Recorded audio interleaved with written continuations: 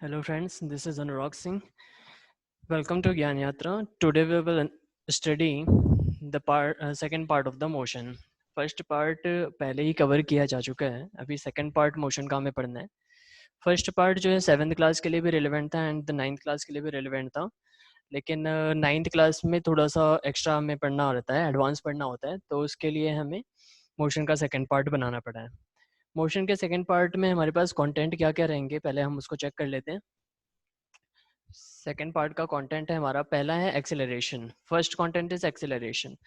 तो हमें यहाँ पे एक्सेलरेशन पढ़ना है, then types of acceleration, then graphical representation of motion, distance time graph, speed time graph, acceleration time graph, equation of motion by algebraic method से हमें समझना है उसके इक्वेशंस जो होते हैं, और सर्कुलर मोशन को थोड़ा एडवांस में पढ़ेंगे. सर्कुलर मोशन हम पहले भी कवर कर चुके हैं पहले पार्ट में, तो उसका एडवांस थोड़ा सा हमें पढ़ना है. And the motion under gravity, motion under gravity और बाकी क्वेश्चन आंसर सेशन वो नेक्स्ट पार्ट में हम करेंगे. तो इतना हमें इस कंटेंट में इस सेकंड पार्ट वीडियो में पढ़ना है. तो लेट्स स्टार्ट. पहला है acceleration. So what is mean by acceleration actually? Acceleration is the rate of change. Acceleration is the rate of change of velocity of a body with respect of time. It is it is denoted as A. Formula इसका रहता है change in velocity by time taken to make the change. तो इसका मतलब क्या है? Acceleration जो है वेलोसिटी में जो चेंजेस आते हैं, नॉट इन द स्पीड. हमें ये चीज़ ध्यान रखनी है, इसके डेफिनेशन में हम स्पीड नहीं लिख सकते, हमें वेलोसिटी लिखनी पड़ेगी. ठीक है, तो वेलोसिटी में जो चेंजेस आते हैं, इनिशियल वेलोसिटी यानी जब कोई चीज़ स्टार्ट हो रही है या जब से हमने उसका एक्सेलरेशन निकालना है, तो उस टाइम उसकी इनिशियल वेलोसिटी क्या चीज़ थी, और बाद में यानी कि जब फाइनल पोजीशन पे पहुंच जाता है तो उस टाइम उसकी वेलोसिटी यानी फाइनल वेलोसिटी क्या है. तो उसका डिफरेंस लेकर के हम जितना टाइम वो कवर करता है इस वेलोसिटी को चेंज करने में, उस टाइम से हम डिवाइड करेंगे तो हमारे पास एक्सेलरेशन आ जाएगा. ठीक है, तो इसीलिए acceleration is the rate of change of velocity of a body with respect to time. यही होता है. ठीक है, हम यहाँ पे फॉर्मूले में भी चेक करेंगे तो देखिए, change in velocity upon time taken to make the change. ठीक है, या तो हम इसको ये भी समझ सकते हैं कि final velocity minus initial velocity. क्यों? क्योंकि चेंज तो तभी आएगा जब हम डिफरेंस निकालेंगे. ठीक है, तो डिफरेंस मीन्स फाइनल वेलोसिटी जो कि ऑब्वियसली बड़ी होगी, और इनिशियल वेलोसिटी उससे सब्ट्रैक्ट करना है बाई टाइम टेकन. इसी को यहाँ पे लिखा गया है. ए फॉर एक्सीलरेशन हमने यहाँ पे पढ़ा ऊपर, A for acceleration, V for final velocity, U for initial velocity and T for time. ठीक है, तो A is equal to V minus U by T. Example हम यहाँ पे चेक करते हैं.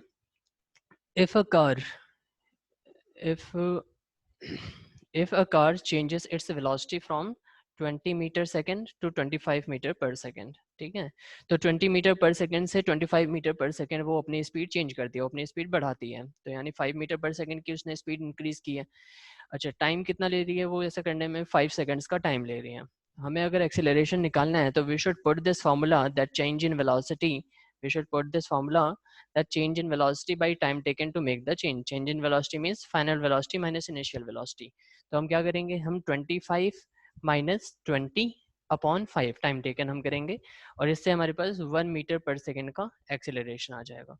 ठीक है, तो इस तरीके से हम समझ पा रहे हैं कि एक्सेलरेशन का फॉर्मूला हमें किस तरीके से यूज़ करना है एंड एक्सेलरेशन क्या चीज़ होती है. एक इम्पॉर्टेंट चीज़ है कि in case of uniform motion there is no change in velocity. ठीक है, यूनिफॉर्म मोशन के केस में कोई भी चेंज नहीं होता है वेलोसिटी में.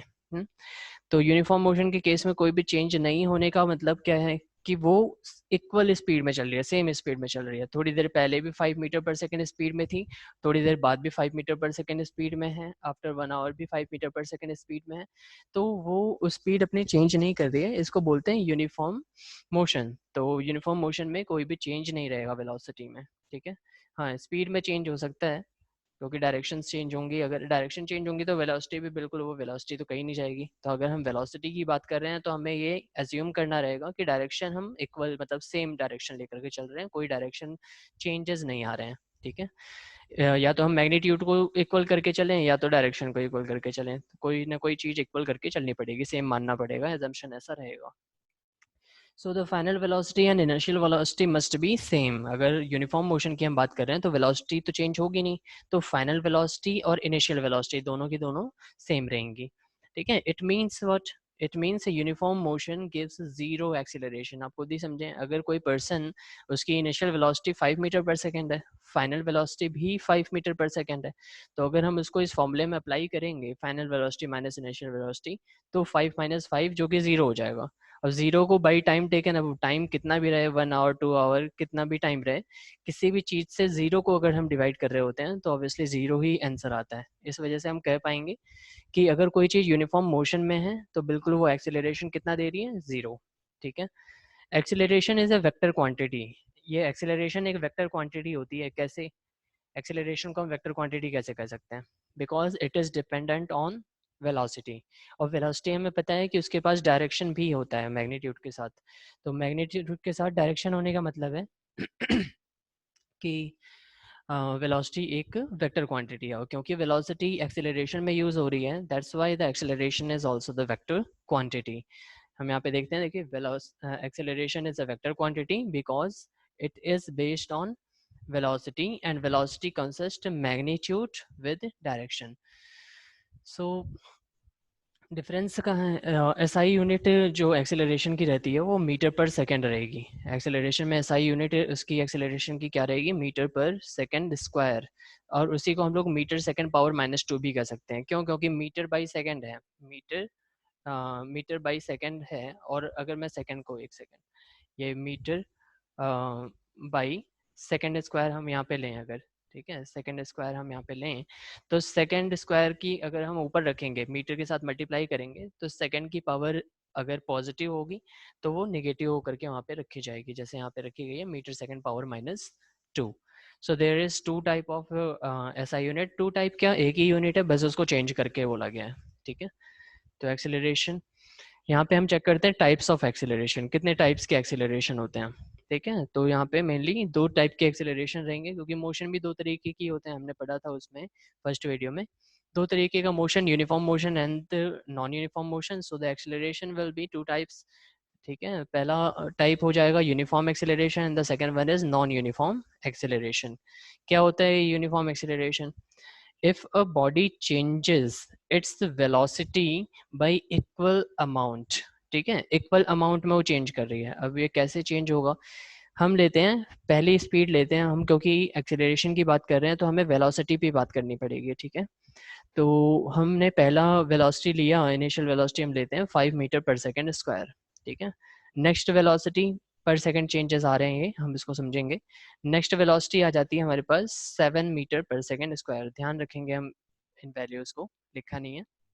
ठीक है, तो फर्स्ट हमने लिया 5 and the second one is 7। ठीक है, तो पहला हम 5 लेते हैं, सेकेंड वन इज 7, अगला लेते हैं हम 9 मीटर पर सेकेंड स्क्वायर।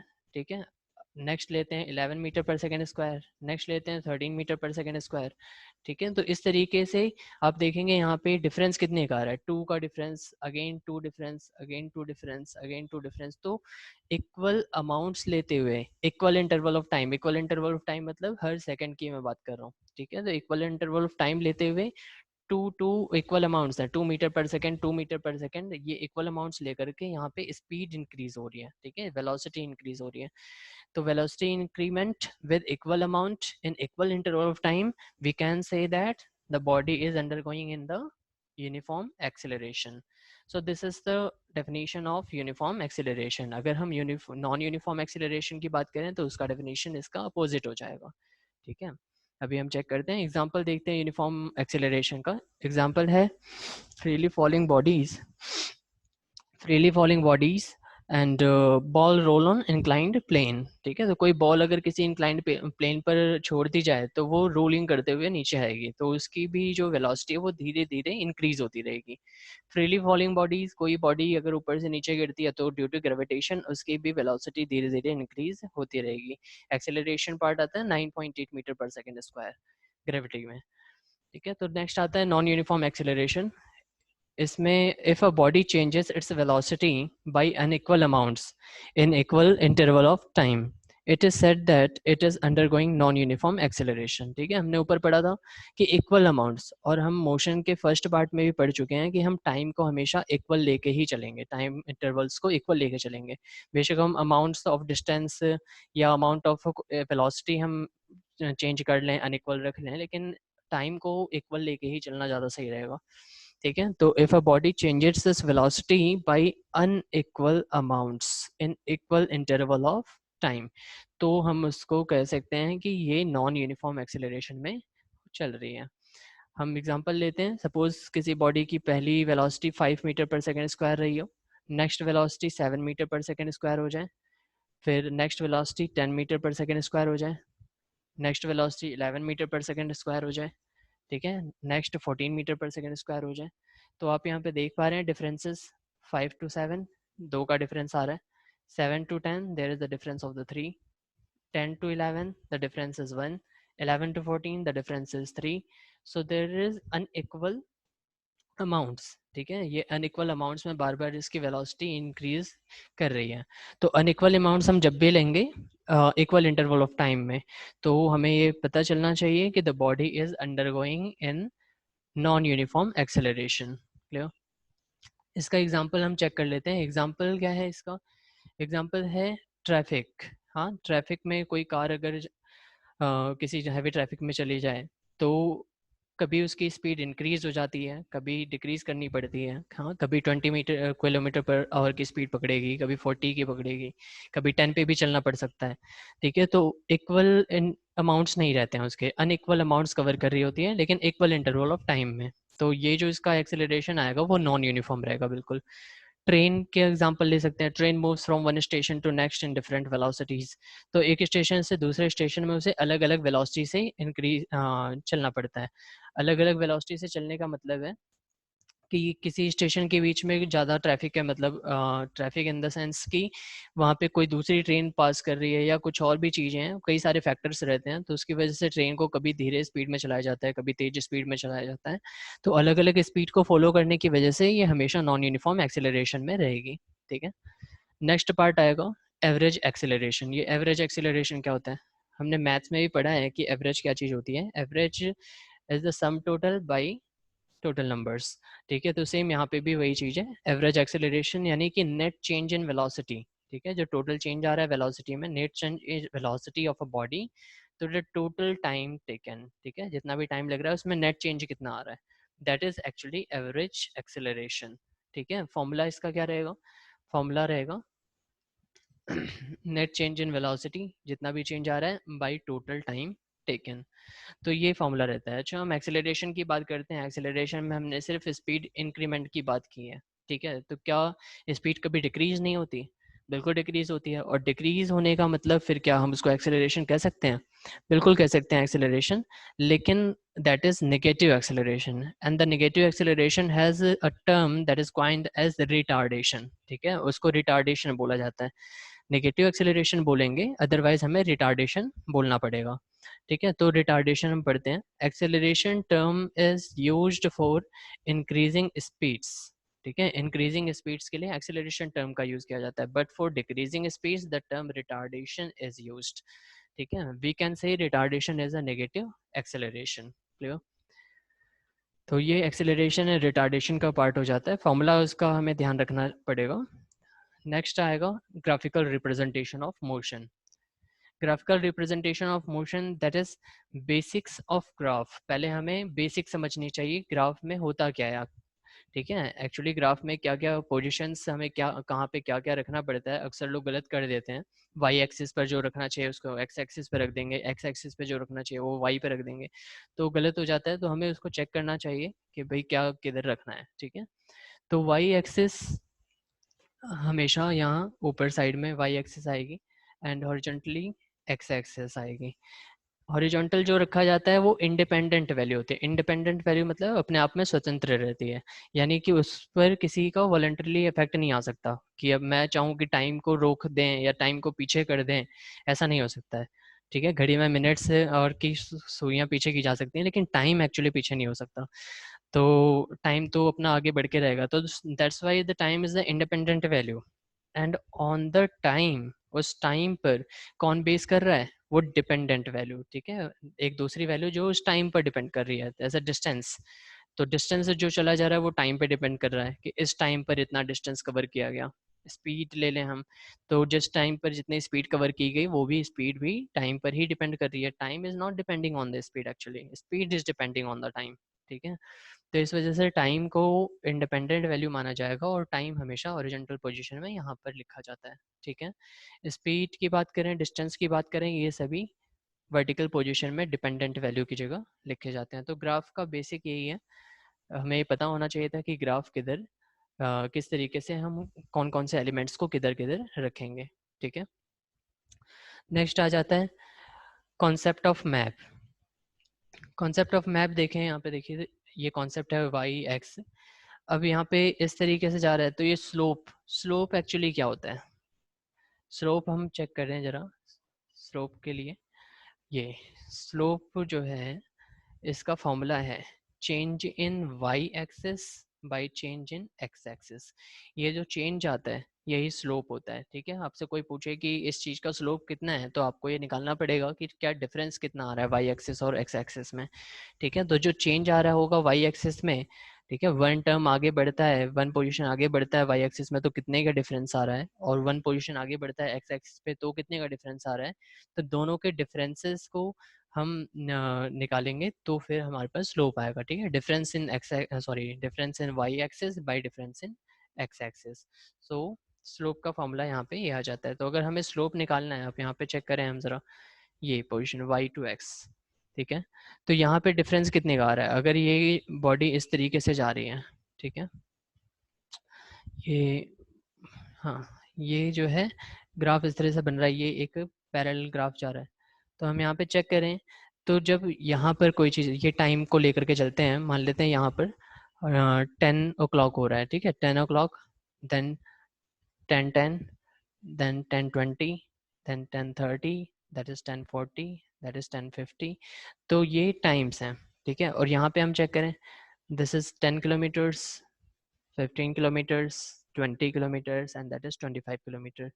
तो हम चेक करें, अगर कोऑर्डिनेट्स बनाएंगे तो हम चेक करेंगे, देखिए 10 o'clock पे, ये यहाँ पे 10 o'clock यहाँ से हम लेते हैं, और यहाँ पर ये 50, ठीक है। तो यहाँ पर ये पोजीशन कट कर रही है, यानी अभी जो कार है या जो भी व्हीकल है वो यहाँ पर रुकी हुई है, ठीक है, खड़ी है। नेक्स्ट हम पोजीशन चेक करते हैं, तो फिर यहाँ पे अगेन ये चीज़ आता है, फिर यहाँ पे चीज़, यानी कोऑर्डिनेट बी यहाँ पर बनेगा, ठीक है। नेक्स्ट कोऑर्डिनेट सी, ये चीज़, एंड देन यहाँ पे। तो ये कोऑर्डिनेट्स जो बन रहे हैं, ये एक पैरेलल लाइन ड्रॉ कर रहे हैं एक्स एक्सिस के। तो डिफरेंसेस कहाँ आ रहे हैं, आप यहाँ पे चेक करें, एक्स एक्सिस पर तो डिफरेंस आ रहा है, लेकिन क्या वाई एक्सिस पर डिफरेंस आ रहा है, नहीं। वाई की जो इनिशियल पोजीशन थी वो भी 40 में लूँ, और वाई की जो फाइनल पोजीशन है वो भी 40 है, तो डिफरेंस कितना आएगा, 40 minus 40, that is 0।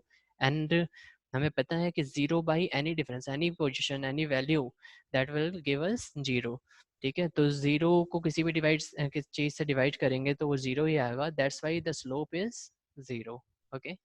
Next slope पर आते हैं, ये स्लोप इंक्रीज हो रहा है, ये पॉजिटिव जाएगा, क्यों जाएगा पॉजिटिव, क्योंकि हम चेक करें, देखिए यहाँ से ये पोजीशन एंड इधर यहाँ पे ये कोऑर्डिनेट आ रहा है, फिर बढ़ा है, तो ये वाई एक्सिस पर भी बढ़ रहा है और एक्स एक्सिस पर भी बढ़ रहा है, कहीं पे कम नहीं हो रहा है, ठीक है।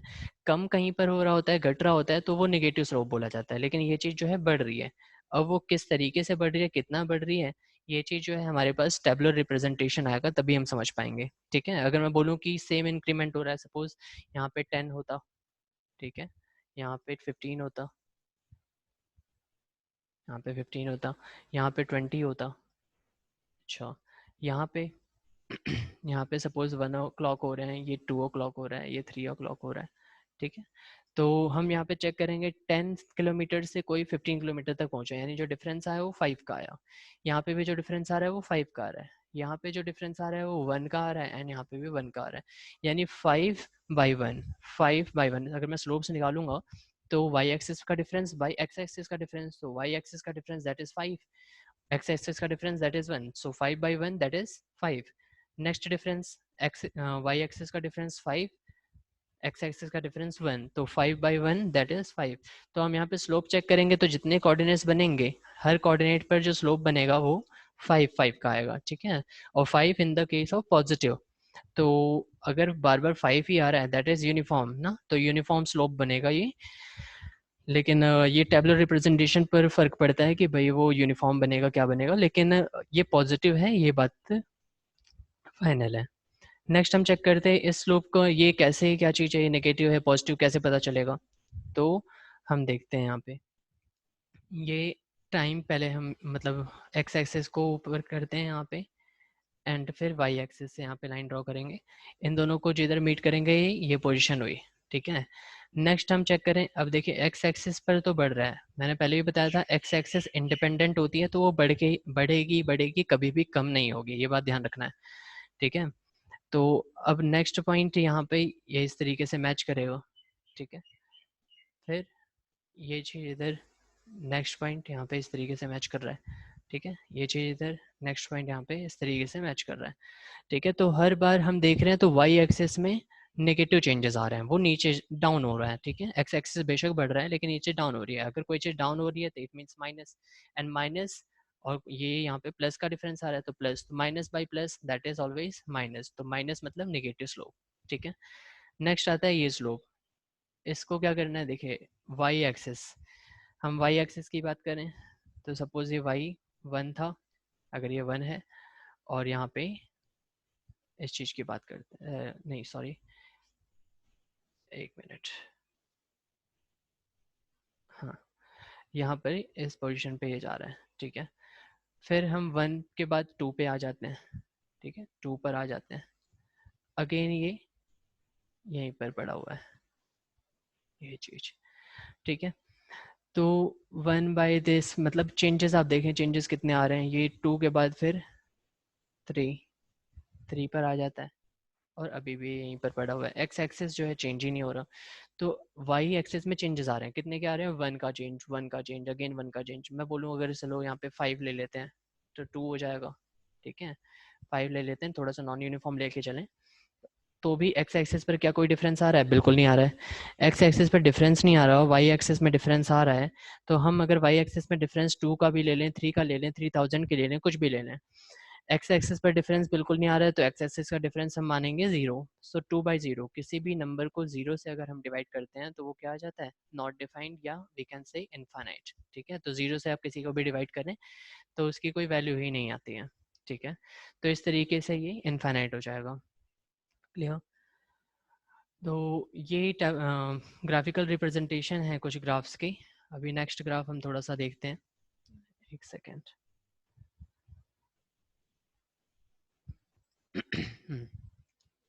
ये ग्राफ्स में क्या हो रहा है, इन ग्राफ्स को भी ज़रा समझेंगे, देखिए पहले पॉइंट से Y axis and this is X axis, ठीक है। यहाँ पे एक कोऑर्डिनेट बन रहा है, नेक्स्ट अगेन वाई एक्सिस पर भी बढ़ रहा है, ये चीज़ पॉजिटिव जा रहा है, एंड एक्स एक्सिस पर यहाँ पे भी पोजीशन बढ़ रही है, ठीक है। अगला फिर पोजीशन बढ़ रही है, एंड अगेन पोजीशन बढ़ रही है, यहाँ पे भी वाई एक्सिस पे पोजीशन बढ़ रही है, एक्स एक्सिस पे पोजीशन बढ़ रही है, तो ये इंक्रीजिंग स्लोप हुआ, ठीक है, ये बार बार बढ़ रहा है। यहाँ पे आने के बाद फिर यहाँ पे आने के बाद अगर ये सपोज इस तरह से सीधा चले जाता है ऐसे, ठीक है, अगर ये यहाँ से सीधा चले जाता है then again it is sloping like, यहाँ से अगर इसकी पोजीशन लें, यहाँ से इसका स्लोप लें, तो वो अगेन यहाँ पे इनफाइनाइट ही शो करेगा, क्योंकि ये पोजीशन कुछ इस तरीके की बन जाएगी, ये जो कि यहाँ पे आप फोर्थ फिगर में देख पा रहे हैं, ठीक है। नेक्स्ट यहाँ पे स्लोप चेक करते हैं, पहला पॉइंट एंड यहाँ पे एक्स एक्सिस, ठीक है, अगेन दूसरा पॉइंट यहाँ पे x axis, again third point this is X axis. अब आप कहेंगे यहाँ पे भी तो इंक्रीज हो रहा है, लेकिन ये बाद में यहाँ पे क्या कर रहा है, इस तरीके से डिक्रीज होगा, ठीक है, डिक्रीज होगा, तो स्लोप डिक्रीजिंग, ऐसे कोई चीज़ बढ़ रही है तो वो बढ़ रहा है, ठीक है, इस तरीके से कोई चीज़ जा रही है तो वो डिक्रीज हो रही है, ठीक है। यानी कि पोजिशन अगर इस तरीके की रहे, ठीक है, पोजीशन यानी कि अगर मैं वाई एक्सिस के साइड की बात करूं तो वहाँ पे कॉनकेव पोजीशन रहे तो हम बोलेंगे स्लोप इंक्रीज हो रहा है, और कॉन्वेक्स पोजीशन आ जाए तो स्लोप डिक्रीज हो रहा है, और लीनियर कंडीशन आ जाए तो स्लोप कांस्टेंट है। ये बात समझना है हमें, वाई एक्सिस की तरफ वाई एक्सिस की तरफ अगर कॉनकेव पोजीशन आए तो वो स्लोप इंक्रीज हो रही है। कॉन्वेक्स पोजीशन अगर वाई एक्सिस की तरफ आता है, वाई एक्सिस से आप अगर आप चेक करें तो वाई एक्सिस की ओर इसका कौन सी फेस है, कॉन्वेक्स फेस है। तो कॉन्वेक्स फेस अगर आता है तो स्लोप डिक्रीज हो रही है, ठीक है। कॉनकेव फेस आएगा तो स्लोप इंक्रीज हो रही है, और कांस्टेंट के लिए स्लोप जो है एकदम लीनियर कंडीशन में आएगा, ठीक है। तो इस तरीके से हम स्लोप्स को समझ सकते हैं उनको देखते हुए कि कौन सी स्लोप कैसा है, इंक्रीजिंग है, डिक्रीजिंग है, पॉजिटिव है, नेगेटिव है, जीरो है, किस तरीके की स्लोप है वो सिर्फ हम देख के ही बता सकते हैं, ठीक है। डिस्टेंस टाइम ग्राफ, तो ग्राफिकल रिप्रेजेंटेशन का वो बेसिक था। अभी हम थोड़ा देखते हैं इधर। Distance time graph, change in position of object with time can be represented by a distance time graph in this graph, ठीक है। Change in position of object with time, यानी टाइम के साथ साथ जो पोजीशन आ रही है चेंज, उसकी जो पोजीशन चेंज हो रही है उसको डिस्टेंस टाइम ग्राफ पे हम रिप्रेजेंट कर सकते हैं, जिसमें एक्स एक्सिस जो होगा ग्राफ का वो टाइम बता रहा होगा ना, time is taken along x axis, time is taken along x axis, and distance, distance कौन सी एक्सिस शो कर रही होगी, वाई एक्सिस शो कर रही होगी। Uniform motion is represented as straight line sloping upward on distance time graph, ठीक है। Uniform motion को अगर आपको शो करना है तो वो स्ट्रेट लाइन होगा, है ना, sloping upward on distance time graph. ये जो मोशन है वो यूनिफॉर्म मोशन है, ठीक है। ये वाला जो मोशन है ये पूरा यूनिफॉर्म मोशन है। अच्छा, next, non uniform motion is represented as curve line, ठीक है। नॉन यूनिफॉर्म मोशन की हम बात करें तो कर्व लाइन, ये जो मोशंस आ रहे हैं, ये मोशन और ये मोशन, ये दोनों जो है कर्व्ड हैं, ठीक है। ये कोई स्लोपिंग लाइन इस तरीके की सीधी लाइन नहीं है, तो इस वजह से ये कर्व्ड मोशन है, और यहाँ पे भी कर्व है, तो कर्व पोजीशन की वजह से हम इसको नॉन यूनिफॉर्म मोशन बोलेंगे, ठीक है। तो यहाँ पे भी हम चेक करें, देखिए जिधर जिधर ये convex position type, sorry concave position type का आ रहा है तो हम बोलेंगे स्लोप इंक्रीज कर रहा है। जब यहाँ पे कॉन्वेक्स पोजीशन आएगी स्लोप डिक्रीज कर रहा है। यहाँ पे कौन सा पोजीशन है, कॉनकेव, कॉनकेव पोजीशन यानी स्लोप इंक्रीज कर रहा है, इंक्रीज तो कर रहा है लेकिन नॉन यूनिफॉर्म मोशन में इंक्रीज कर रहा है ना, इक्वल अमाउंट्स नहीं हो रहे। जैसे हम यहाँ पे देखें, यहाँ पे ये इस तरीके से, यहाँ पे एंड देन 6, ठीक है, यानी कि 10 इधर, यहाँ पे 6 तक जा रहा है। नेक्स्ट हम 20 लेंगे, ये पोजीशन, एंड दिस इज 8, यानी यहाँ पे डिफरेंस 10 का है, यहाँ पे 2 का डिफरेंस है। नेक्स्ट यहाँ पे ये पोजीशन यहाँ, और फिर सॉरी यहाँ पे ये पोजीशन कुछ ऐसे, यानी 10 से पहले एक आधा पॉइंट पहले आ रहा है। 40 से बात करें ये चीज़, देन यहीं पर हाफ में 10.5, सॉरी 11 पे जा रहा है, ठीक है। तो इस तरीके से हम देख रहे हैं यहाँ पे हर बार 10-10 का डिफरेंस आ रहा है, लेकिन यहाँ पे डिफरेंस 10 का नहीं आ रहा है, सॉरी सेम डिफरेंस नहीं आ रहे हैं। यहाँ पे पहले 6 का आया, देन 2 का डिफरेंस आ रहा है, फिर 2 का डिफरेंस आ रहा है, फिर 1.5 का आ रहा है, 1 का आ रहा है, ठीक है। तो इस तरह से अलग अलग इक्वल डिफरेंसेस नहीं आएंगे, तो बिल्कुल वो क्या बन जाएगा, नॉन यूनिफॉर्म मोशन, ठीक है। तो ये दोनों ग्राफ्स जो है नॉन यूनिफॉर्म मोशन के हो जाएंगे।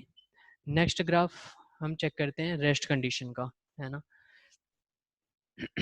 रेस्ट कंडीशन का ग्राफ क्या रहता है, ये है कि अगर एक्स एक्सिस, एक्स एक्सिस के पैरेलल वाई एक्सिस पर बनाया हुआ कोई ग्राफ जा रहा है तो वो चीज़ जो है रेस्ट कंडीशन को शो करती है, ठीक है। डिस्टेंस टाइम ग्राफ की मैं बात कर रहा हूँ, इसका मतलब है कि डिस्टेंसेस सेम है। जैसे हम यहाँ पे चेक करें तो टाइम जो है 1 सेकेंड हो जाता है, लेकिन डिस्टेंस अभी 100 पर ही है, ठीक है। टाइम 2 सेकेंड हो जाता है, डिस्टेंस अभी 100 पर ही है। टाइम 3 सेकेंड हो जाता है, डिस्टेंस अभी 100 पर है। Time 4 second, distance 100, time 5 second, distance 100, यानी टाइम के चेंज होने के बाद भी डिस्टेंसेस में कोई चेंज नहीं आ रहे हैं। डिस्टेंसेस में चेंज ना आने का मतलब zero distance, zero by anything that is zero, तो स्लोप जो है जीरो हो जाएगा। जीरो अगर यहाँ पे मैं शो कर रहा हूँ डिस्टेंस टाइम ग्राफ में तो इसका मतलब है कि रेस्ट कंडीशन में बॉडी है, ठीक है। नेक्स्ट पार्ट पढ़ते हैं वेलोसिटी टाइम ग्राफ। 3 तरीके के ग्राफ्स हमें पढ़ने हैं, distance time graph, velocity time graph and acceleration time graph, ठीक है। तो velocity time graph, the variation in velocity with time for an object in a straight line, ठीक है। Variation in velocity with time, वहाँ पे क्या था, variation in distance with time, लेकिन यहाँ पे वेलोसिटी टाइम ग्राफ बता रहे तो वेलोसिटी एंड टाइम में यहाँ पे डिफरेंस आना चाहिए, ठीक है। तो variation in velocity with time for an object in a straight line can be represented by velocity time, ठीक है। can be represented by velocity time graph. If the object moves with velocity, if the object moves with uniform velocity, the velocity time graph is a straight line parallel to x axis. ये part हम समझेंगे first point. देखते हैं first point क्या है ये. अगर मैं डिस्टेंस टाइम की बात कर रहा होता तो हमने ऊपर ग्राफ पढ़ा था. डिस्टेंस टाइम ग्राफ में ये ग्राफ किस चीज़ को शो कर रहा था? ये शो कर रहा था स्टॉप कंडीशन, रेस्ट कंडीशन को. ठीक है, कोई चीज़ रुकी हुई है उस कंडीशन को ये शो कर रहा था. ठीक है, और वेलोसिटी टाइम ग्राफ में यही ग्राफ किस चीज़ को शो कर रहा है? यूनिफॉर्म मोशन को. तो यहाँ पे हमें ग्राफ देख करके ये भी समझना है कि किस तरीके का ग्राफ है. ये नहीं कि ये ग्राफ देखा हमने और हमने डिस्टेंस टाइम या वेलोसिटी टाइम कुछ देख ही नहीं रहे हैं, हमने सीधा सीधा उसको रेस्ट कंडीशन बोल दिया. ऐसा नहीं होता है. अगर डिस्टेंस टाइम ग्राफ है तो ये रेस्ट कंडीशन को शो कर रहा है. अगर वेलोसिटी टाइम ग्राफ है तो ये यूनिफॉर्म मोशन को शो कर रहा है. कैसे uniform motion? Because it is representing the velocity. This y-axis is representing the velocity here and the time is represented by the x-axis. तो हम यहाँ पे अगर चेक करेंगे तो यहाँ पर ये टाइम चेंज होने के बाद भी वेलोसिटी कितनी है? सपोज करते हैं यहाँ पे 5 metre per second square velocity है इस पॉइंट पर. ठीक है, यहाँ पे 1 सेकंड में हमने चेक किया तो 5 metre per second square velocity हुई. नेक्स्ट सेकंड में हमने चेक किया तो भी 5 metre per second square. Next velocity हमने नेक्स्ट टाइम चेक किया तो भी velocity 5 metre per second square. यानी हर बार वेलोसिटी में इंक्रीमेंट कितने का आ रहा है? जीरो का. है ना, हर बार 5 metre per second square, 5 metre per second square. अगर हम डिफरेंस लेंगे इनिशियल एंड फाइनल वेलोसिटी का तो कितना आएगा? जीरो आएगा. तो जीरो आने का मतलब ये ग्राफ तो बनना ही था. और ये ग्राफ किसको शो कर रहा है? यूनिफॉर्म मोशन को. क्योंकि स्पीड वेलोसिटी जो है सेम चल रही है. वेलोसिटी सेम चलने का मतलब डिस्टेंसेस कवर, डिस्टेंस जो है इक्वल डिस्टेंसेस कवर किए जा रहे हैं इक्वल इंटरवल ऑफ टाइम में, तभी तो वेलोसिटी सेम आ रही है. ठीक है, 5 मीटर पर सेकंड स्क्वायर का क्या मतलब है कि 5 मीटर पर सेकंड का क्या मतलब है कि 5 मीटर एक सेकंड में कवर किया जा रहा है. नेक्स्ट 5 मीटर अगले सेकंड में कवर किया जा रहा है. तो equal distances, equal interval of time में cover किए जा रहे हैं. That's why the velocity is equal. And if the velocity is equal, then it is uniform motion. And uniform motion can be represented in the velocity time graph as this graph. Okay. Next, if the slope of the velocity time graph is constant, ठीक है, अगर इसका slope constant हो, constant माने कि इस तरीके का, ठीक है, तो the body is set to undergo uniform acceleration. ठीक है, तो ये हमने यहाँ पे यूनिफॉर्म एक्सीलरेशन देखना है. तो इसमें क्या हो रहा है? वेलोसिटी इंक्रीज हो रही है. ठीक है, टाइम टू टाइम. जैसे यहाँ पे देखो 2 मीटर पर सेकंड स्क्वायर ले लेते हैं और यहाँ पे 1 सेकंड में. Next 4 metre per second, sorry not square, metre per second square is the unit for acceleration. Velocity का जो है मीटर पर सेकंड ही रहेगा, फ्लो में निकल गया, सॉरी. अच्छा, तो 5 मीटर पर सेकंड स्क्वायर अगर हम यहाँ पे लें, ठीक है, तो ये भी जो है नेक्स्ट सेकंड में. नेक्स्ट टू, ये भी चीज़ जो है ये पूरा का पूरा इस तरीके से equal distances, equal velocities cover किए जा रहे हैं इक्वल टाइम में. ठीक है, तो इक्वल वेलोसिटीज़ कवर की जा रही है, साथ में ये बढ़ रहा है. ठीक है, साथ में ये चीज़ बढ़ रही है. पहले सपोज 2 थी, देन 4 हुई, देन 6 हुई, देन 8 हुई. तो इस तरह से इक्वल वेलोसिटीज़ इंक्रीज हो रही हैं. यहाँ पे वेलोसिटी इंक्रीज ही नहीं हो रही थी, यहाँ पे वेलोसिटीज़ इंक्रीज हो रही हैं. ठीक है, with equal interval of time में. तो if velocity is increasing, equal velocity is increasing in equal interval of time, then we can say that it is the acceleration, है ना, uniform acceleration motion. ठीक है, यहाँ पे हम चेक करें तो वेलोसिटी डिक्रीज हो रही है. वेलोसिटी यहाँ पे डिक्रीज हो रही है यूनिफॉर्मली. ठीक है, तो इक्वल वेलोसिटी इज डिक्रीजिंग. मैं बोलूँ यहाँ पे ये, और फिर यहाँ पे फर्स्ट सेकंड में इतनी वेलोसिटी. तो मैं बोलूँ कि यहाँ पे पहली velocity suppose 50 kilometre per hour की वेलोसिटी रही होगी. Next 40 kilometre per hour, and this in the first next second. ठीक है, 40 के बाद 30 आ जाता है, 30 किलोमीटर पर आवर, और यहाँ पे अगले सेकंड में 30 के बाद 20 आ जाता है, 20 किलोमीटर पर आवर अगले सेकंड में. तो 50, 40, 30, 20, ये क्या हो रहा है? ये वेलोसिटीज डिक्रीज हो रही हैं. वेलोसिटी डिक्रीज होने का मतलब रिटार्डेशन चल रही है. ठीक है, एक्सेलरेशन डाउन हो रहा है. ठीक है, रिटार्डेशन हो रही है और यूनिफॉर्मली हो रही है, यानी कि equal velocities equal interval of time में कम हो रही है. जैसे 10 मीटर पर सेकंड की वेलोसिटी हर एक सेकंड में डाउन हो रही है. 50 से 40 हुआ पहले सेकंड में, 40 से 30 हुआ नेक्स्ट सेकंड में, 30 टू 20 हुआ नेक्स्ट सेकंड में, एंड 20 टू 10 हो रहा है अगले सेकंड में. तो ये जितनी भी वेलोसिटीज डिक्रीज चल रही हैं वो यूनिफॉर्मली डिक्रीज हो रही हैं टाइम के यूनिफॉर्मली बढ़ने के साथ साथ, तो इसलिए हम इसको बोलेंगे uniformly retarded motion. Okay, next आता है when the slope of velocity time being curved with time. ठीक है, जब स्लोप जो है वेलोसिटी टाइम का कर्व्ड हो जाता है टाइम के साथ साथ, तो कर्व्ड होने की वजह से the body is set to have non uniform acceleration, है ना। कर्व कर्व क्या दिखाते हैं, कर्व हमेशा नॉन यूनिफॉर्म दिखाता है, अब वो एक्सेलरेशन हो चाहे रिटार्डेशन हो। ठीक है, कॉनकेव पोजीशन है तो बिल्कुल एक्सेलरेशन है, कॉन्वेक्स पोजीशन हो जाती तो रिटार्डेशन होता। ठीक है, जैसे ये अभी ऊपर मोशन के ग्राफ में भी बताया था कि कॉनकेव पोजीशन है तो एक्सेलरेशन है, कॉन्वेक्स पोजीशन हो जाती तो रिटार्डेशन हो रहा होता। ठीक है, तो वेलोसिटी टाइम ग्राफ यहाँ पे नॉन यूनिफॉर्म होगा क्योंकि ये कर्व्ड पोजीशन में है। तो इस तरीके से ये वेलोसिटी टाइम ग्राफ यहाँ पे कवर होता है। नेक्स्ट आएगा एक्सेलरेशन टाइम ग्राफ। ठीक है, एक्सेलरेशन टाइम ग्राफ में हमें देखना है कि वेरिएशन इन एक्सेलरेशन, हमने डिस्टेंस टाइम ग्राफ पढ़ा तो उसमें भी वेरिएशन इन डिस्टेंस, हम स्पीड वेलोसिटी टाइम ग्राफ पढ़ रहे थे तो फिर उसमें हमने देखा था variation in velocity. And if we are reading acceleration time graph then we have to understand that in this definition we have to learn the variation in acceleration with time. कैसा time, equal interval of time for an object in a straight line can be represented. ये straight line क्यों लिखा है, straight line इसलिए लिखा है because we are talking about the acceleration which is depend on the velocity and velocity has the direction। तो वो direction change नहीं होता है तो इसलिए हम उसको स्ट्रेट लाइन ही लेंगे। हम कोई और सर्कुलर मोशन वगैरह के बारे में बात नहीं कर सकते अभी क्योंकि वहाँ पे डायरेक्शंस चेंज हो रहे होते हैं कंटिन्यूअसली। ठीक है, तो स्ट्रेट लाइन में जो वेरिएशन रहेगा एक्सेलरेशन का with time that can be represented by acceleration time graph. ठीक है, एक्सेलरेशन टाइम ग्राफ एरिया देती है, area gives change in velocity. अगर मुझे चेंज निकालना है, कई बार आता है कि एक्सेलरेशन टाइम ग्राफ दिया जाता है और पूछा जाता है इसमें वेलोसिटी बताओ कि वेलोसिटी में चेंजिंग कितनी आ रही है, तो आपको उसकी एरिया चेक करनी पड़ेगी। उसके एरिया से आपको ही पता चल जाएगा कि what is the change in the velocity bye acceleration time graph area. Clear. Next है इक्वेशन ऑफ मोशंस। हमें कुछ इक्वेशन दिए जाते हैं, कुछ साइंस के न्यूमेरिकल सॉल्व करने रहेंगे फिजिक्स के, तो उसमें हमें इक्वेशंस की काफ़ी ज़रूरत पड़ती है। तो equation of motion by algebraical method. ठीक है, ग्राफिकल रिप्रेजेंटेशन से भी इक्वेशन को प्रूव किया गया है, वो भी बताएंगे, लेकिन एल्जेब्रिक मेथड जो है ज़्यादा इंपॉर्टेंट है, वो आसानी से समझ आ जाएगा। ठीक है, पहला हम देखते हैं, हमारे पास तीन इक्वेशंस रहेंगे। First equation is v is equal to u plus a t.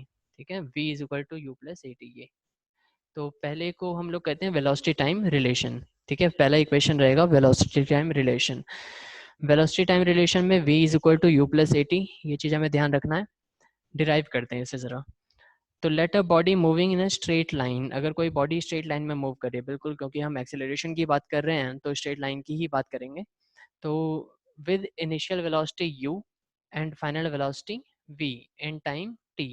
ठीक है, तो कोई बॉडी इस तरह से मूव कर रही है देन उसका एक्सेलरेशन क्या आएगा, final velocity minus initial velocity by time taken, यानी कि v minus U by T.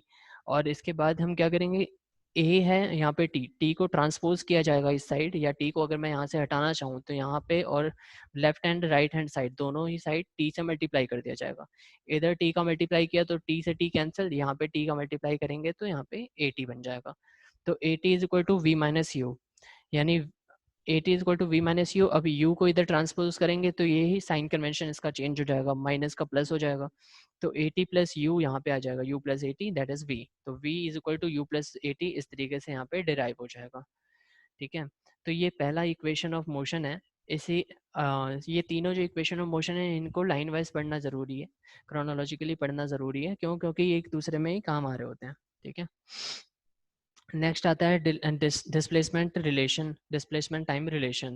ये डिस्प्लेसमेंट टाइम रिलेशन में क्या है, s is equal to s for distance या डिस्प्लेसमेंट, यहाँ पे s फॉर स्पीड नहीं समझ लेना, s मतलब यहाँ पे डिस्प्लेसमेंट है। तो s is equal to u t plus one by two a t square, where u क्या रहेगा, u यहाँ पे रहेगा initial velocity, t for time. ठीक है, तो चेक करते हैं, अगर कोई बॉडी मूव कर रही है with initial velocity u and uniform acceleration a। ठीक है, यूनिफॉर्म एक्सेलरेशन a कवर हो रहा है, final velocity in the velocity v after time period t। ठीक है। तो कोई इनिशियल वेलोसिटी उसकी u है, यूनिफॉर्म एक्सेलरेशन में मूव कर रही है, और एक वेलोसिटी v वो अटेन कर पाती है, ठीक है, आफ्टर टाइम पीरियड t। तो हम चेक करेंगे, तो डिस्प्लेसमेंट जो होगा वो एवरेज वेलोसिटी इनटू टाइम आएगा। Displacement is equal to average velocity into time, and that is s is equal to u plus v by 2। अगर मैं बोलूँ कि डिस्प्लेसमेंट जो होता है वो एवरेज वेलोसिटी इनटू टाइम होता है, क्यों? क्योंकि हम देखते हैं d by t is sorry d by t is equal to speed या वेलोसिटी हम लिखते हैं। तो अगर मुझे डिस्टेंस निकालना है तो स्पीड और टाइम का मल्टीप्लाई करना पड़ेगा, है ना। d is equal to s into t, ठीक है। तो s for speed here, not distance actually, यहाँ पे s मतलब डिस्टेंस है, ठीक है। तो या तो इसको v मान लो, v फॉर वेलोसिटी। तो स्पीड जो रहेगी इनटू टाइम, तभी वो हमारे पास डिस्टेंस आ पाएगा, ठीक है। तो उसी तरीके से यहाँ पे एस डिस्प्लेसमेंट जो है वो एवरेज वेलोसिटी इनटू टाइम है। अब एवरेज वेलोसिटी के लिए हमें क्या करना है, इनिशियल वेलोसिटी फाइनल वेलोसिटी को ऐड करेंगे, बाई 2 करना पड़ेगा, इनटू टाइम, टाइम के लिए t, ठीक है। तो s is equal to u plus v by 2 into t, ये पहला इक्वेशन हमारे पास बनेगा। From velocity time relation, velocity time relation में हमने पढ़ा था कि v is equal to u plus a t, उसको हम यहाँ पे पुट करेंगे कैसे, v is equal to u plus a t, यानी यहाँ पे जो v है उस v की जगह u प्लस ए टी रख दिया जाएगा, ठीक है। तो तब यहाँ पे क्या बन जाएगा, s is equal to u पहले से जो है, फिर v की जगह पे u plus a T upon 2 into T. इस तरीके से s इज इक्वल टू यहाँ पे 2 टाइम्स u मतलब 2u प्लस ए टी बन सकता है। लेकिन इसके लिए हम आगे सॉल्व करेंगे तो हमारे पास आ जाएगा s is equal to u t plus 1/2 a t square. ये मैथमेटिकल इक्वेशन इस तरीके से ये चीज़ सॉल्व हो जाएगी, ठीक है। नेक्स्ट हमारे पास इक्वेशन ऑफ मोशन कौन सा आएगा, नेक्स्ट इक्वेशन ऑफ मोशन आएगा डिस्प्लेसमेंट वेलोसिटी रिलेशन। ये क्या था, डिस्प्लेसमेंट टाइम रिलेशन। नेक्स्ट है डिस्प्लेसमेंट वेलोसिटी रिलेशन। तो डिस्प्लेसमेंट वेलोसिटी रिलेशन में क्या है, ये v square is equal to you square plus 2as, ठीक है। V square is equal to you square plus 2as। Derive करते हैं इसे, let a body moving with an initial velocity that is u, और एक स्टडी एक्सेलरेशन, स्टडी एक्सेलरेशन यानी कि same acceleration है वो जो कि है a, इसकी वजह से ये अटेन करती है velocity v after covering a displacement s। तो वेलोसिटी टाइम रिलेशन से हम बात करें तो वहाँ पे हमारे पास आता है v is equal to u plus a t, ठीक है। हम दोनों साइड को स्क्वायर करते हैं, तो यहाँ पे v का स्क्वायर करूंगा तो v स्क्वायर आ जाएगा, u प्लस ए टी यहाँ पे first term and the second term है। हमें याद होगा a प्लस बी का होल स्क्वायर, तो a प्लस बी का होल स्क्वायर कितना रहता है, a प्लस बी इसका होल स्क्वायर अगर किया जाए तो ये आता है हमारे पास a स्क्वायर यानी फर्स्ट टर्म का square plus 2 a b and second term का स्क्वायर यानी बी स्क्वायर, ठीक है। तो यहाँ पे हमारे पास ये पोजीशन आती हैं। तो अगर v का स्क्वायर किया वो तो नॉर्मली हो जाता है, लेकिन u प्लस ए टी की हम बात करें, u प्लस ए टी की हम बात करें तो दो टर्म्स हैं, दो टर्म्स का स्क्वायर किया जाएगा तो a square plus 2ab plus b square, यानी फर्स्ट टर्म का स्क्वायर u स्क्वायर, दूसरे टर्म का square at at square t square, और 2 इंटू ए बी यानी 2 into first term u and the second term a t. तो हमारे पास टोटल क्या आ जाएगा, v square is equal to you square plus 2 a t plus a square t square, ठीक है। Next we square is equal to you square plus A, हम यहाँ पे a को कॉमन ले लेते हैं अगर, तो अंदर हमारे पास बचेगा 2ut प्लस ए स्क्वायर से a ले लिया था, a यहाँ पे बचेगा टी स्क्वायर। सो यहाँ पे v square is equal to you square plus a under bracket 2ut plus a t square, ये पहला इक्वेशन बनेगा। From displacement time relation, displacement time relation में हमने पढ़ा था s is equal to u t plus 1/2 a t square, ठीक है। तो s is equal to this, हम यहाँ पे चेक करें अगर, तो देख पा रहे हैं यहाँ पे by multiplying both sides with 2, अगर मैं दोनों साइड को 2 से मल्टीप्लाई कर दूं तो यहाँ से हमारे पास पोजीशन आ जाएगी 2s is equal to 2ut plus a t square, जो कि सेकंड इक्वेशन आ जाएगी। दोनों को हम मैच कर दें, यानी सेकंड इक्वेशन फर्स्ट इक्वेशन को, आप यहाँ पे चेक करें 2ut plus a t square, यहाँ पे भी 2ut plus a t square है जो कि किसके बराबर है, 2s के। तो मैं इस 2ut plus a t square की जगह यहाँ पर मैं 2s नहीं लिख सकता क्या, बिल्कुल लिख सकता हूँ। तो a अंडर ब्रैकेट में 2s हो जाएगा, यहाँ पे u स्क्वायर है, तो इस तरीके से मेरे पास क्या आ जाएगा, v square is equal to you square और 2as, ठीक है। तो इस तरीके से ये तीनों ही मोशन डिराइव किए जा सकते हैं एल्जेब्रिकली, और ग्राफ बना के भी इसको डिराइव किया जा सकता है, इसको हम बाद में पढ़ेंगे। नेक्स्ट पॉइंट टू रिमेंबर, क्या हमें पॉइंट्स याद रखने हैं? If a body moves with uniform velocity, if a body moves with uniform velocity its acceleration is equal to zero, its acceleration is equal to zero. ठीक है, तो जब भी हम पॉइंट रिमेंबर क्या क्या था कि if a body moves with uniform velocity, अगर कोई भी बॉडी यूनिफॉर्म वेलोसिटी में मूव कर रही है तो उसका एक्सेलरेशन ज़ीरो हो जाएगा। ठीक है, if a body starts from rest, अगर स्टार्ट करती है तो बिल्कुल उसकी इनिशियल वेलोसिटी क्या रहेगी, ज़ीरो। और if a body comes to rest, जब वो रुकेगी तो उसकी फाइनल वेलोसिटी भी क्या हो सकती है, ज़ीरो। ठीक है, next circular motion in advance. Circular motion जो हमें पढ़ना है, हमने सर्कुलर मोशन पहले भी पार्ट में पढ़ा था, तो बहुत ही नॉर्मल है सर्कुलर मोशन में, यानी कि कोई बॉडी अगर सर्कल के चारों तरफ, सर्कल के राउंड में अगर मूव कर रही है तो वो चीज़ सर्कुलर मोशन में आ जाता है। लेकिन एडवांस में इसमें ऐसा क्या पढ़ना है?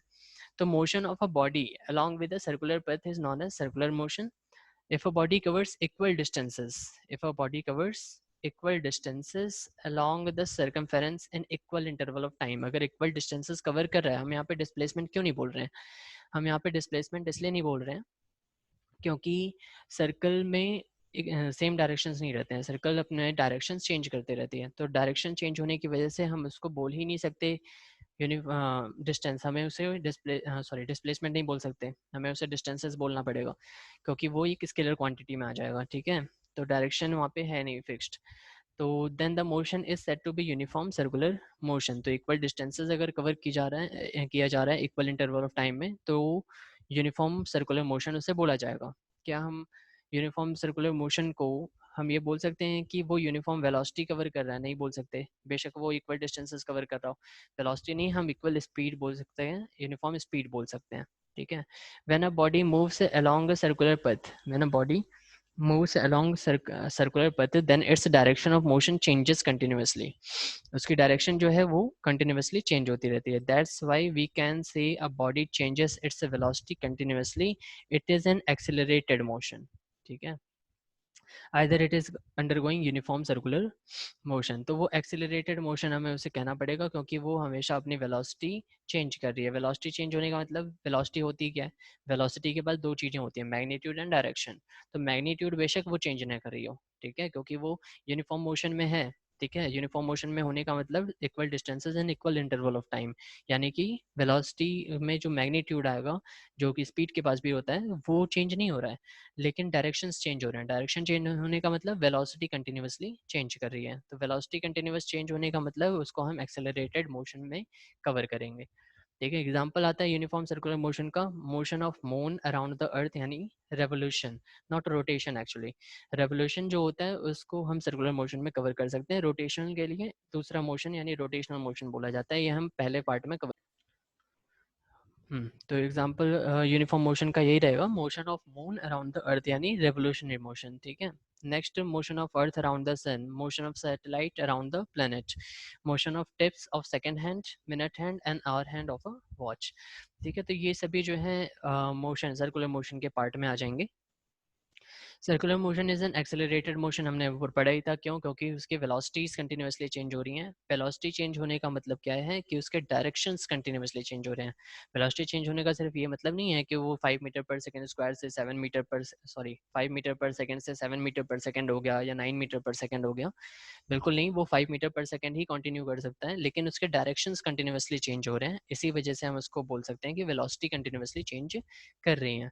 ठीक है, तो सर्कुलर मोशन को इसीलिए एक्सेलरेटेड मोशन भी बोला जाएगा। In a circular motion velocity changes its direction continuously, that's why the motion is said to be accelerated. Uniform linear motion is not accelerated, but uniform circular motion is accelerated. Linear motion की बात करें तो वो accelerated नहीं है, क्यों? क्योंकि उसके पास जो मैग्नीट्यूड है वो और डायरेक्शन दोनों सेम है। लेकिन यूनिफॉर्म सर्कुलर मोशन में मैग्नीट्यूड तो सेम हो सकती है, लेकिन होती है, लेकिन डायरेक्शन सेम नहीं होते, इसलिए उसको एक्सेलरेटेड बोला जाएगा। रेडियन, रेडियन हमें पढ़ना ज़रूरी है, ये radian part.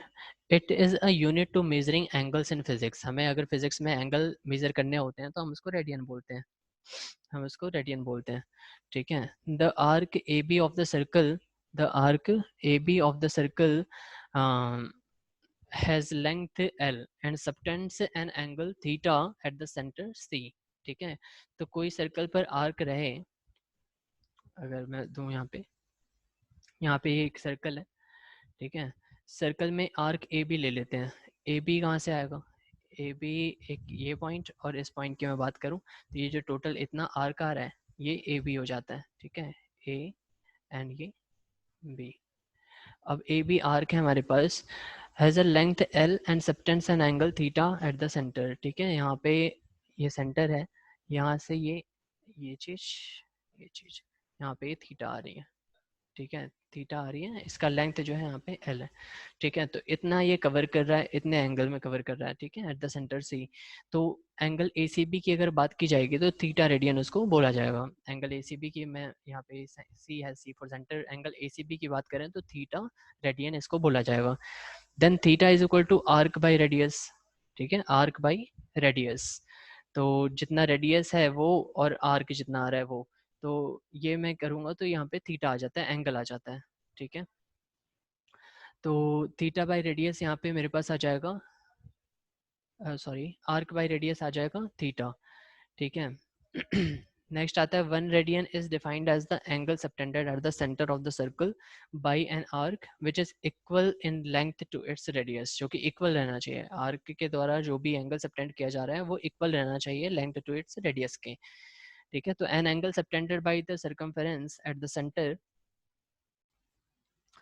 Angle subtended by the circumference at the centre, यहाँ पे theta is equal to 2 pi r by r is equal to 2 pi radians, है ना, आर से आर कैंसिल हो जाएगा, यहाँ पे 2 पाई रेडियन आ जाएगा, ठीक है, तो theta is equal to 2 pi radian and the 2 pi radian is equal to 360, इसीलिए बोलते हैं सिर्फ पाई की वैल्यू कितनी है 180, ठीक है, 180 into two that is 360 degree.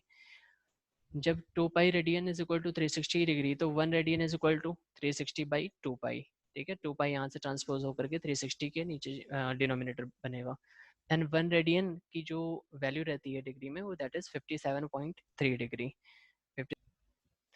यहाँ पे हमें अब angular displacement and angular velocity पढ़नी है। तो angular displacement and angular velocity में क्या है, angle covered by a body in unit time is called angular velocity. जिस तरह से हम वेलोसिटी निकालते हैं तो हम डिस्टेंसेस की बात कर रहे होते हैं, लेकिन अगर एंगल कवर किया जा रहा है, मैं बोलूँ कि 10 डिग्री कवर किया गया 1 सेकेंड में, नेक्स्ट 10 डिग्री कवर किया गया अगले 1 सेकेंड में, तो ये जो डिग्रीज कवर हो रही हैं पर सेकेंड या per unit time, that is angular velocity. It is usually denoted by omega, ये जो सिंबल है that is known as omega, ठीक है, इसको हम इस तरीके से बना रहे होते हैं, ठीक है, and measured in radian by S, ठीक है, radian by S for second, radian by per second. If theta is the angle covered in time T, अगर थीटा कोई एंगल है जिसको हम टाइम टी में कवर कर रहे हैं तो एंगुलर वेलोसिटी कितनी आ जाएगी, एंगुलर डिस्प्लेसमेंट यानी थीटा अपॉन टाइम टेकन, ठीक है, तो omega is equal to theta by time taken, और time theta by time taken, time को हम यहाँ पे ट्रांसपोज करेंगे तो ओमेगा टाइम हो जाएगा जो कि थीटा के बराबर हो जाएगा। तो unit of angular velocity, unit of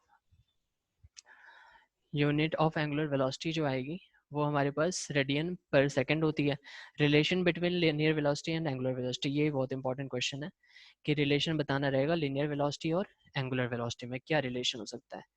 तो रिलेशन ये होता है कि लिनियर डिस्प्लेसमेंट को हम एल ले लेते हैं, लीनियर डिस्प्लेसमेंट एल हो जाएगा, और एंगुलर डिस्प्लेसमेंट थीटा होता है, तो theta is equal to L by r, जो लीनियर डिस्प्लेसमेंट आएगी वो कितनी आएगी, हाँ एल बाई आर, ठीक है, तो l is equal to r into theta, ठीक है, for a time interval t linear velocity v for linear velocity that is l by t, l for displacement, तो डिस्प्लेसमेंट बाई टाइम ये velocity हो जाता है, लेकिन एंगुलर वेलोसिटी की हम बात करें तो थीटा बाई टाइम आता है इसका, ठीक है, तो थीटा बाई टाइम, अब यहाँ पे हमने चेक किया ये चीज़, theta theta is equal to L by R है, तो इस थीटा की जगह पे एल बाई आर रखेंगे तो एल बाई आर नीचे यहाँ पे टी है, ठीक है, एल बाई आर यहाँ पे टी।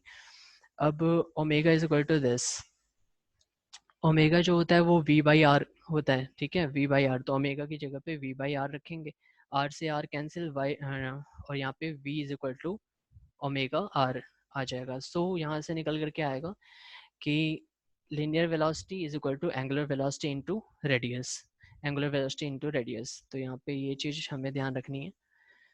कि linear velocity is equal to angular velocity into radius, यानी एंगुलर वेलोसिटी या रेडियस दिया रहे तो आप लीनियर वेलोसिटी निकाल सकते हैं उनके प्रोडक्ट करके। ठीक है, नेक्स्ट पार्ट जो है क्वेश्चन आंसर सीरीज एंड दूसरा कुछ पार्ट जो भी ग्रेविटी का पार्ट रह गया था वो that will be continued in third part of this chapter. अगर आप इस चैनल पे पहली बार आए हैं तो प्लीज़ इसको सब्सक्राइब कर लें and hit the bell icon to get such videos first. Thank you.